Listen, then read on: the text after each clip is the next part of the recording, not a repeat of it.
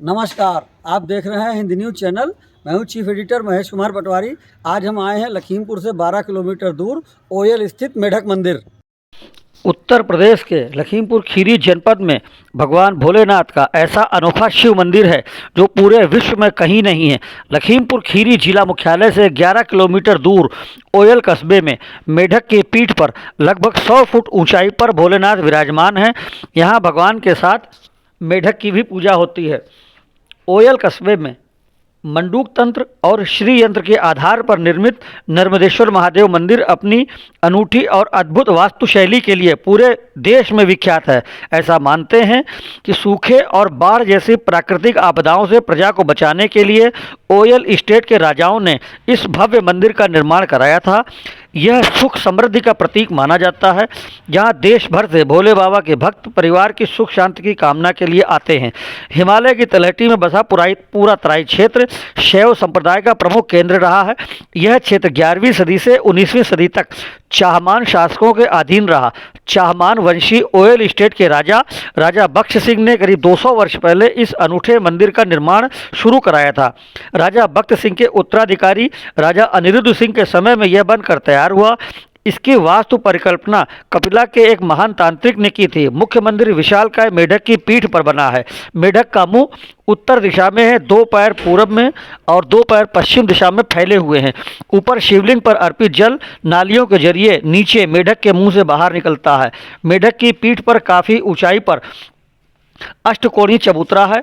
गर्भगृह में पहुंचने के लिए सीढ़ियां बनी हैं। इस अष्टकोणीय चबूतरे का आकार श्री यंत्र जैसा है। सबसे ऊपर गर्भगृह है, जिसमें सफ़ेद संगमरमर का लगभग 3 फुट ऊंचा अर्घा बना हुआ है, जिस पर नर्मदेश्वर शिव जी की शिवलिंग स्थापित हैं। अर्घे पर सहस्त्रदल कमल की आकृति बनी है।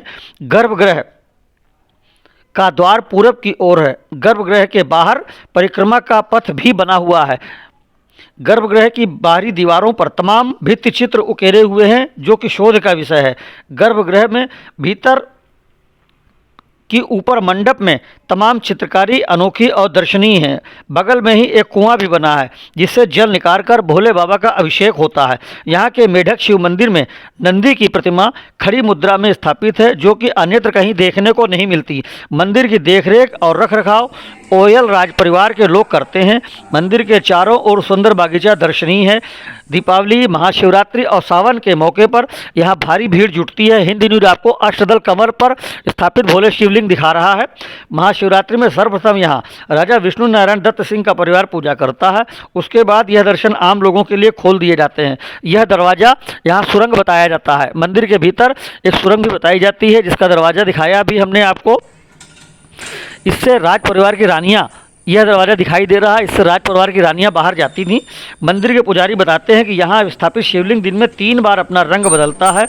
यहाँ स्थापित शिवलिंग नर्मदा नदी से लाया गया था, इसीलिए इसका नाम नर्मदेश्वर शिवलिंग पड़ा है। यह कुआं शिवलिंग के बगल में है। इसी से जल निकालकर भोले बाबा का जलाभिषेक किया जाता है।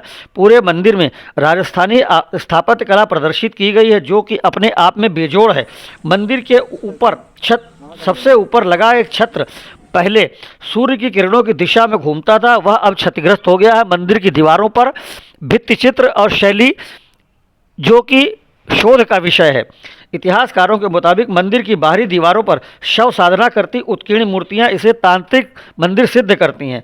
मंदिर का निर्माण काल 1860 से 1870 के मध्य में बताया जाता है, जो 18 से 25 वर्ग मीटर क्षेत्र में बना हुआ है।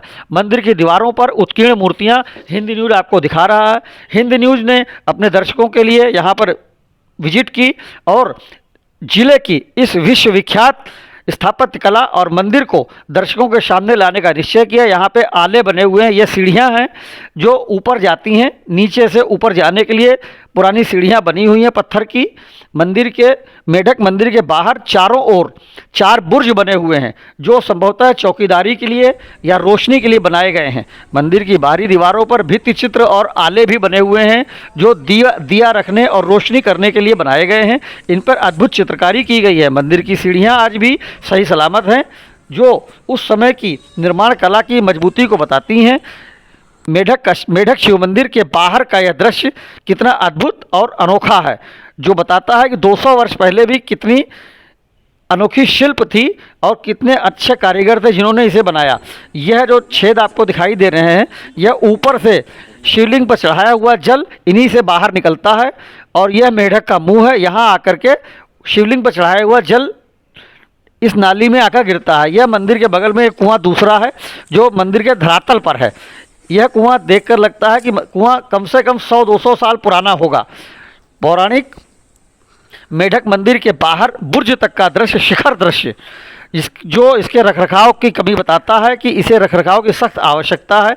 उत्तर प्रदेश सरकार और केंद्र सरकार को इसके रखरखाव के लिए आगे आना चाहिए। देशवासियों को इस अनोखी संपदा को बचाने के लिए आगे आना चाहिए, जो कि लगातार क्षतिग्रस्त होता दिखाई दे रहा है, जिसके रंग रोगन की महती आवश्यकता है।